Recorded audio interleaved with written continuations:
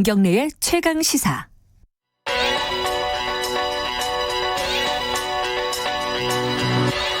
최강 시사 최한수의 눈. 네, 경제 현상에 대한 날카로운 시선을 공유하는 시간입니다. 최한수의 눈, 경북대 경제통상학부 최한수 교수님, 오늘은 스튜디오에 나와 계십니다. 안녕하세요. 예, 안녕하세요. 원래 경북대에 계시니까 전화로 네. 항상 연결을 했었는데 네. 오늘은 스튜디오에 나와서 방학이라 그런가요? 어떻게 된 겁니까? 뭐 그런 것도 있고요. 그다음에 오늘 제가 얘기할 내용이 제가 쓴 보고서라.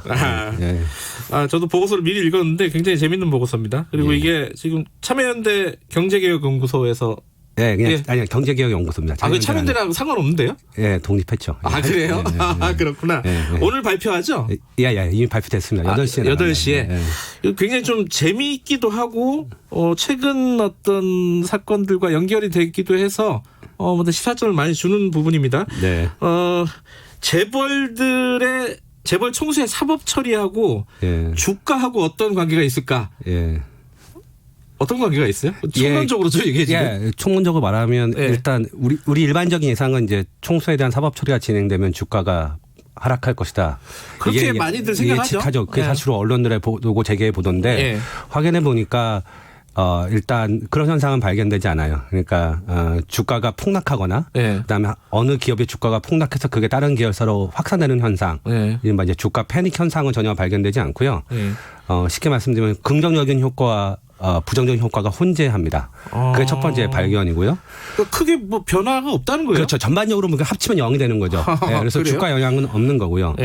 근데 이제 유죄 판결이 주가에 부정적 영향을 미치는 경우가 있어요. 근데 그거는 흥미롭게도 법원이 총수를 감옥에 집어넣어서가 아니라 오히려 풀어졌기 때문에 주가에 부정적 영향을 미치는 경우들이 발생합니다. 즉 집행유예 선고를 했을 때 주가가 한 마이너스 3% 정도 하락해요.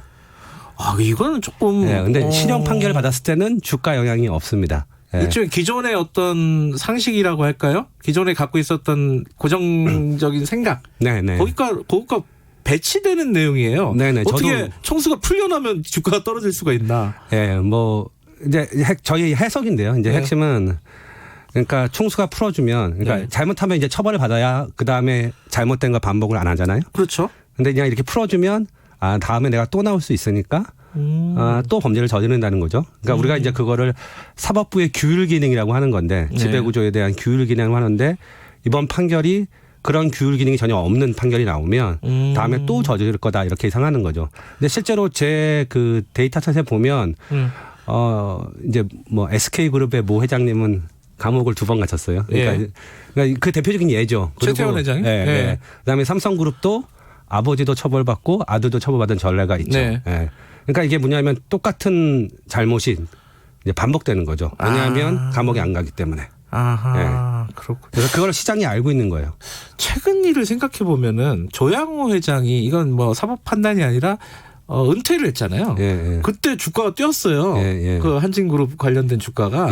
그거랑 약간 좀 비슷한 현상. 그런 거죠. 그러니까 쉽게 말하면 이제 총수에 대해서 감옥에 보내면 약간의 경영권 공백이 있을 수 있어요. 또 이견이 있지만. 근데 이제 더 중요한 거는 애초에 이 사람이 범죄를 저지른 이유가 사실 이제 자기의 지배력을 강화하기 위해서 계열사 돈을 갖다 쓰는 거거든요. 계열사를 이용하는 거거든요. 이제 그런 행위들이 주가에는 부정적입니다. 시장은 이미 알고 있고요. 그러니까 그런 행산들이 좀 줄어들 것이다라고 예상하는 거죠, 시장에서. 좀 하나씩 볼게요. 일단 이게 조사를 2019년 거만 하신 게 아니라 꽤 오랜 기간 동안 조사를 하신 거라고. 2000년부터 2018년 사이에 우리나라 이제 살아있는 재벌들, 그러니까 예를 들면 대우처럼 망한 그룹은 빼고, 왜냐하면 주가를 구할 수 없기 때문에 살아있는 재벌 총수가 11명 법정에 섰어요. 관련된 계열사 수는 한 319개쯤 되고요. 그 계열사의 주가를, 그러니까 총수가 실형 선고나 혹은 집행유예 선고를 받을 때, 법원에서 유죄 판결을 받을 때 주가가 어떻게 움직이는가를 본 겁니다. 1심, 2심, 3심 이런 거 다 본 거죠. 다 봤고 2000년에서 2018년 그러니까 19년 동안에 11명의 재벌 총수를 대상으로 했다. 일단 요건데 해보니까 좀 구체적인 수치를 좀 알고 싶어요. 이게 아까 말씀하신 대로 일단은 유죄 판결이 큰 주가에 영향을 주지는 못했다. 그러니까 이제 유죄 선고를 하면 주가가 이제 떨어지긴 떨어져요. 근데 그게 이제 최고 한 마이너스 1% 정도 포인트 정도 나옵니다. 예, 마이너스 1%에서 이제 마이너스 1.6까지 나와요. 근데 이제 이걸 나눠 보면 집행유예 선고를 했을 때는 그 부정적인 효과가 마이너스 1.4%에서 최고 마이너스 3%까지 나와요. 근데 실형 선고를 했을 때는 그렇게 안 나와요. 그러니까 쉽게 말하면 통계적으로 0과 다르지 않습니다. 아, 0으로 수렴한다 통계적으로. 네, 뭐 분포가 0과 다르지 않다는 의미고요. 그래서 그것이 갖고 있는 의미는 이제 결국 왜 유죄 선고했을 때 주가가 떨어지느냐. 이건 아까도 말씀드렸지만 오히려 총수가 감옥에 안 갔기 때문에 떨어지는 거고요. 네. 그다음에 이제 분포를 보면 6대 4 정도는 그러니까 55대 한 45 정도 나와요. 그러니까 네.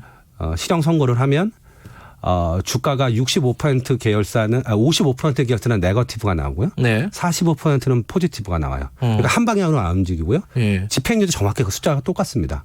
이제 그러다 보니까 합치면 거의 0이 되는 거죠. 예, 그래서 말씀드렸죠. 주가 패닉 현상은 없고 그다음에 계열사 주가의 전반적인 흔히 말하는 이제 동조화 현상도 없어요.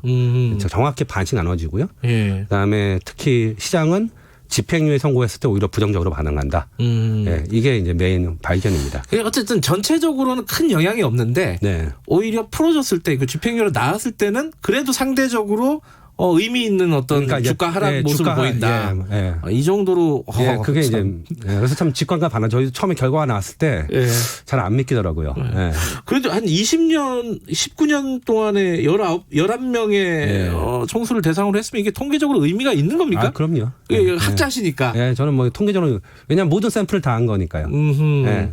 살아있는 재벌에 대해서 살아있는 재벌 그룹의 총수의 사법 처리에 대한 건 다 본 거거든요. 예. 여기서 한 가지 궁금한 거는 해외도 그럴까요?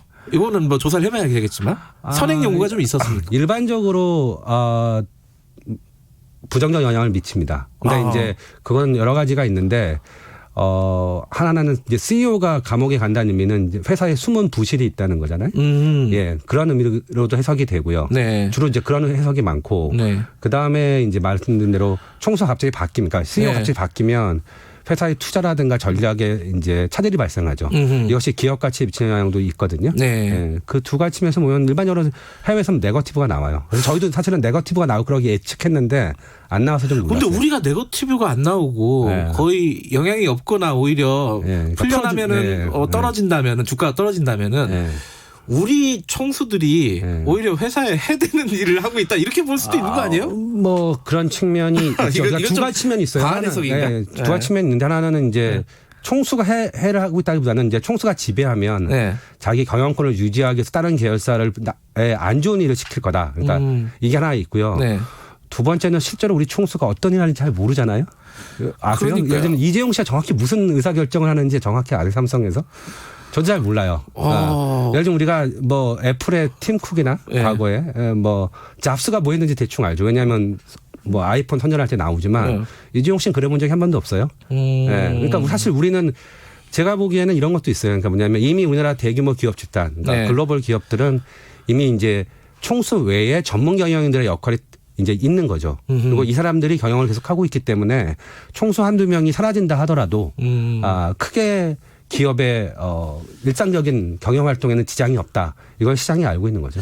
예를 들면 이제 이건희 회장이 병상에 누운 지가 몇 년이 됐어요. 그죠? 그때 병상에 누웠을 때 삼성 위기라는 얘기들이 언론에 많이 나왔습니다. 지금 삼성 굉장히 잘 나가잖아요, 사실. 그렇죠.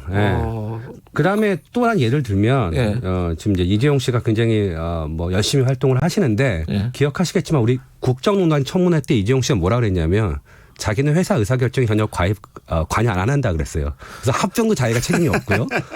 심지어 저기 조서가 공개됐었는데 뭐라 그랬었냐면 자기는 한 번도 공식적인 삼성전자 내에서 공식적인 의사결정을 한 적이 결제 라인에 있다고 한 적도 없어요. 근데 갑자기 이제 재판이 시작되니까 자기가 삼성에 굉장히 중요한 의사결정을 하는 것처럼 보이는데 사실 뭐 그럴 수도 있고요. 그러니까 우린 진실을 모르는 거예요. 왜냐하면 그만큼 총수의 경영 활동이 외부의 그러니까 투자자들한테 투명하게 알려지고 있지 않거든요. 예. 근데 이제 이 총수가 감옥에 가면은 어떤 가장 큰 리더십이 부재하게 될 것이고 기업이 상당 부분 손실을 보거나 뭐 심한 경우는 위기까지 올 수 있다. 뭐 이렇게 이제 언론에서 얘기하고 기업들에서 얘기하는 것은 일종의 뭐랄까요, 사실에 기반하지 않은 공포 마케팅 이렇게 볼 수도 있겠네요. 그러니까 저희가 사실 이 연구를 시작한 이유가 뭐냐면 네. 그러니까 자기 돈을 집어넣는 사람이 네. 가장 냉정하게 현실을 본다라는 거였어요. 그러니까 정말로 우리가 언론이나 뭐 재계 쪽 주장이 아니라 정말 네. 자기 돈을 집어넣고 그 회사에 네. 그래서 이 사람이 정말 감옥에 가면 네. 내 돈이 가치가 줄어드느냐 주식 가치가. 근데 시장은 이미 그렇게 판단하고 있지 않아요.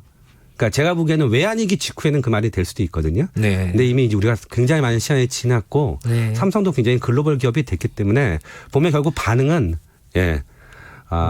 뭐 총수 한두 명이 잠시 사라진다 하더라도 기업 경영에 그렇게 부정적 결과를 가져오지 않는다. 이게 제가 내린 결론입니다. 시장은 그렇게 보고 있어요. 최소한. 이재용 부회장이 최근에 그 한일 갈등, 무역 보복 사태 이 와중에 굉장히 존재감을 보여주려고 많이 노력을 했었어요. 예. 갑자기 막 서류가방 그렇죠. 들고 막 공항에서 이렇게 급하게 출국하고 이런 모습도 보여주고 했는데 이게 이제 재판을 앞두고 있잖아요. 자막이 갈 수도 있는 거 아닙니까? 이것 때문에 보여주기식으로 이렇게 내가 중요한 일을 하고 있다 이런 거라고 볼 수도 있겠네요. 그죠? 뭐 상당히 그런 부분이 있죠. 물론 네. 그분이 하시는 일일 수도 있지만 그러니까 예를 들면 이번에 이제 삼성에서 아마 준법감시위원회인가요? 그것도 만들었는데. 지난주에 출범을 했죠. 그러니까 뭐 1년에 이게 일종의 쇼죠. 근데 여기서 재밌는 사실은 이 쇼의 관객은 시장 참여자가 아니라 사실은 판사예요. 판사만 설득시키면 되는 거거든요. 그러니까 사실은 주주가 아니다. 관객이. 그러니까 사실 CEO는 약간 쇼맨십이 있어야 돼요. 왜냐하면 투자자들을 안심시키고 우리 기업의 미래가 밝다. 그럼요. 이걸 보여줘야 되는데 한국의 흥미로운 사실은 이런 쇼의 메인 관객은 판사라는 데 있습니다. 왜냐하면 형사처벌이 달려 있으니까. 그럼 준법감시위원회가 지금 뭐 겉으로 얘기하는 것도 취지대로 삼성의 어떤 준법 경영에 도움이 될 거라고 보십니까? 어떻게 보십니까? 뭐 저는 아주 냉정하게 말씀드리면 아주 한계가 명확하죠. 왜냐하면 이건 재판이 끝나면 삼성이 더 이상 이 사람 말을 들을 이유가 없죠. 지금 이제 재판이 걸려 있기 때문에 그리고 마치 이게 대단히 부적절하게 판사가 이제 마치 이게 집행유예의 전제 조건인 것처럼 얘기를 했기 때문에 삼성이 이렇게 움직이는 건데 사실 재판이 끝나고 나면 이걸 왜 듣겠어요? 일종의 굉장히 좀 뭐랄까 굉장히 세게 말씀해 주시네요. 근데 이건 뭐 사실이죠. 이건 누가 보라고 하는 거냐? 이거는 판사 보라고 하는 거예요. 알겠습니다. 법원 보라고 하는 거고. 이번 연구 진행을 하면서 이거 꽤 오래 걸렸다면서요? 데이터도 그렇고. 한 2년 걸렸습니다. 연구 진행하면서 꼭 청취자분들 혹은 그 연구 결과를 보시는 분들에게 드리고 싶은 말씀 있으면 하고 마무리하죠. 그러니까 핵심은 시장은 이미 그러니까 이제 재벌 총수에서 경영권 공백론 이거에 대해서 냉정하게 평가하고 있어요. 그러니까 그렇게 영향력이 크지 않다. 시장은 냉정하다. 근데 오히려 시장과 관계없는 예컨대 법원이나 언론이나 이런 쪽이 부추기거든요. 사실 정치적 판단은 제가 보기에는 만약에 정말 이재용 씨가 그렇게 중요한 사람이라면 행정부가 하면 돼요. 유죄 판결 나오고 실형 나오고 그러고 다음에 사면을 하든가. 사면해주면 되는 거죠. 저는 법원은 이걸 고려하면 안 된다고 생각해요. 그래서 우리 주주들이 굉장히 냉정하다라는 건 좋은 일이네요. 근데 그렇죠. 왜냐하면 자기 돈이 달린 문제니까. 그건 어쩔 수 없이 냉정할 수밖에 없는 거죠. 냉정할 수밖에 없는 거죠. 이렇게 나오시니까 좋은데 이렇게 매주 부를 수도 없고 참 이게 안타깝네요. 뭐 다음 주부터는 다시 전화로 방학이라 서울에 계시면 좀 자주 나오세요. 네, 알겠습니다. 감사합니다 오늘. 경북대 경제통상학부 최한수 교수님이었습니다. 시각 교통정보입니다. 현재 사고가 끊임없이 발생하고 있는 서울 외곽고속도로입니다. 판교에서 구리 방면으로 성남요금소 부근에서 화물차 사고를 처리하고 있는데요. 판교 분기점에서 성남요금소 8km 여파받고 있고 퇴계원 진출로에서도 승용차 관련해 사고를 처리하고 있어서 주의 운전하셔야겠습니다. 경부고속도로는 서울 쪽으로 북천안 부근과 기흥에서 수원 그리고 죽전휴게소 부근에서 판교 분기점까지 밀리고 있고요. 반대 부산 방향으로는 안성나들목에서 고장난 승용차가 갓길에 서 있으니까요. 참고하셔서 안전운행하시기 바랍니다. KBS 교통정보센터였습니다.